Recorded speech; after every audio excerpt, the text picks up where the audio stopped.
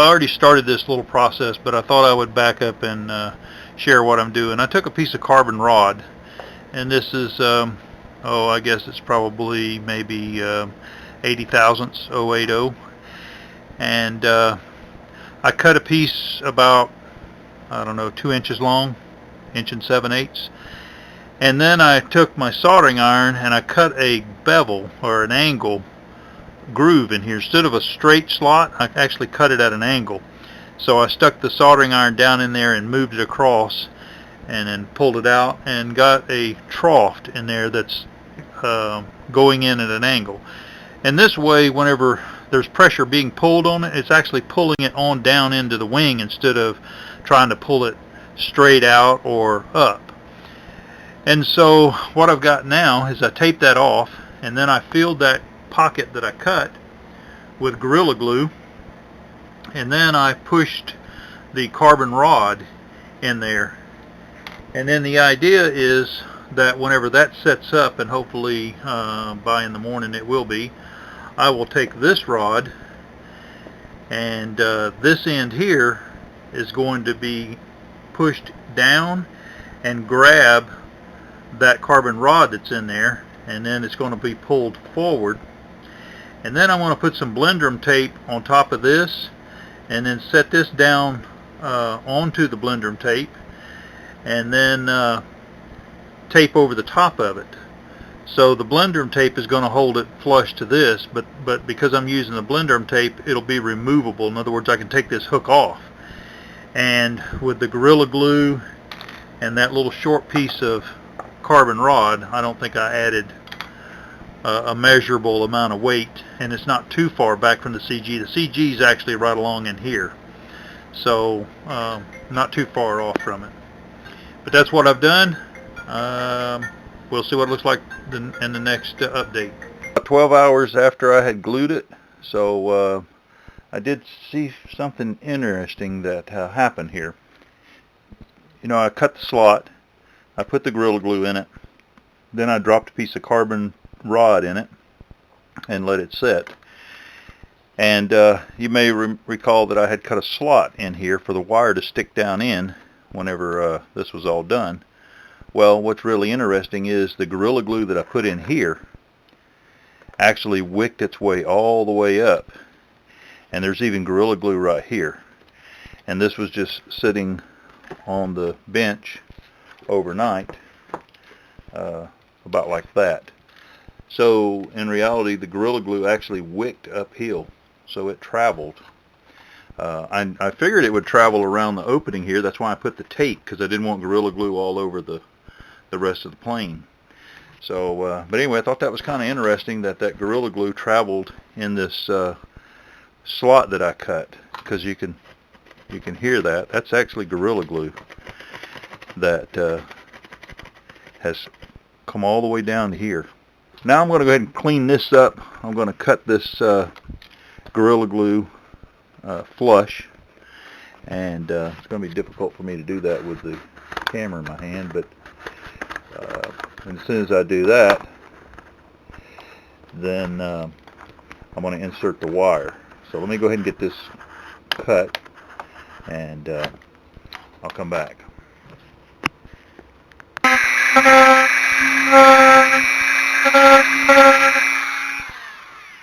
Okay, so now I have this smoothed out, and maybe you can see even better now the yellow coloring right in here, which is where the Gorilla Glue actually wicked all the way up in here. So now I'm going to take my Dremel, change the bit, and cut a slot with a 1/16 inch bit that's going to go down, and let this actually go inside there and grab the carbon rod that's buried down in there a little bit.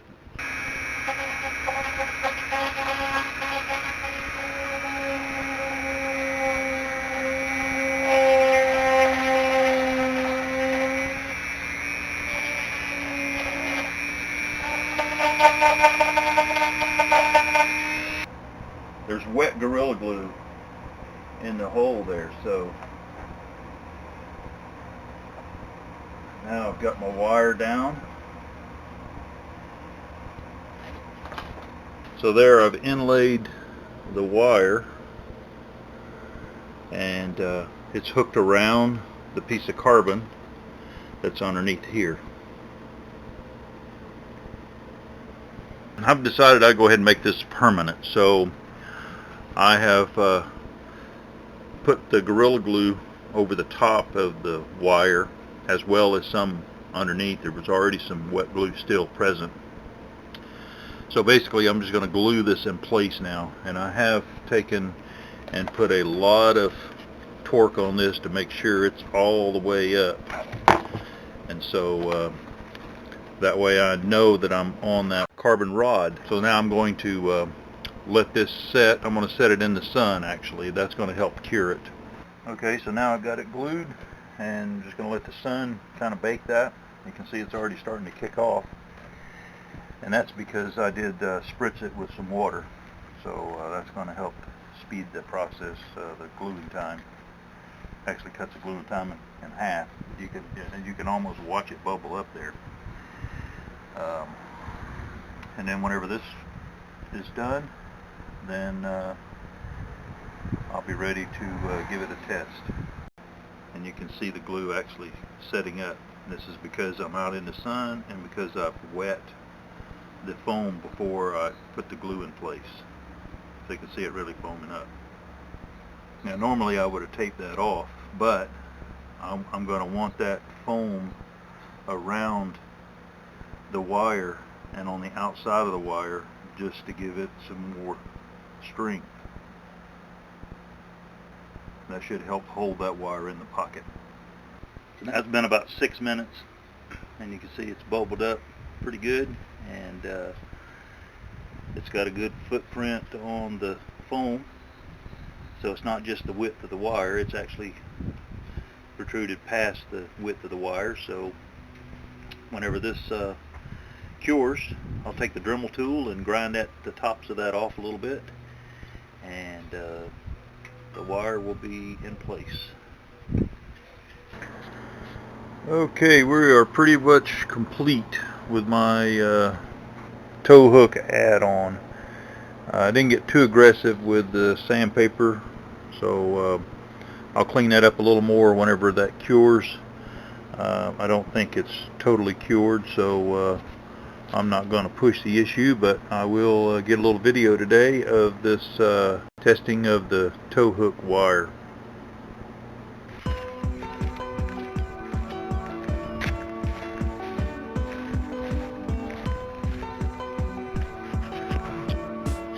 Ready?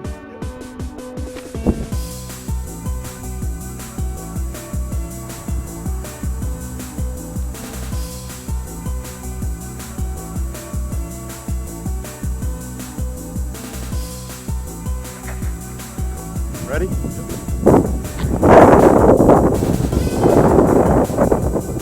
You got birds to the right.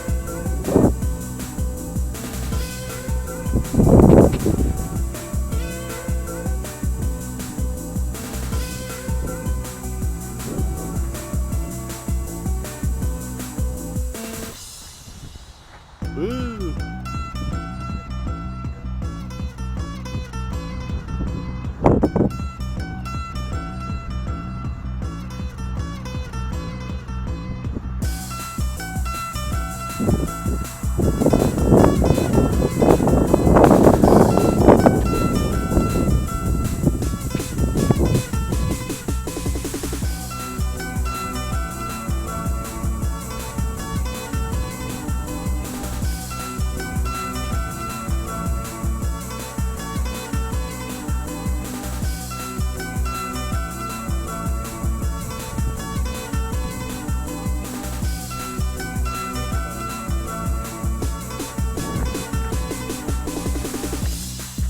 Ready, mate? Yep.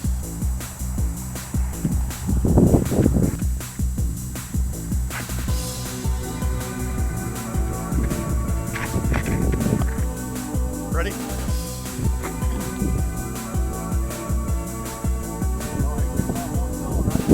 Oh, okay.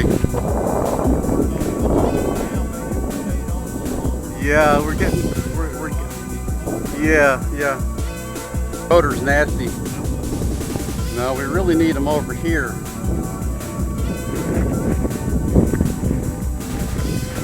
Ready? Oh, wow, nice. That's kind of called flying off the hook. Think you're in it, maybe? It's kind of...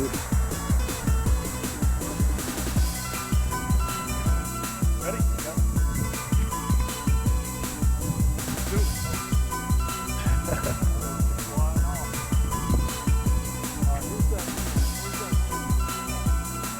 Okay, full bait, ready?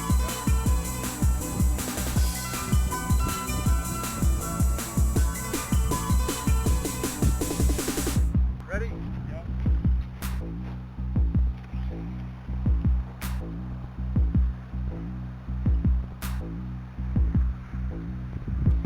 Ready?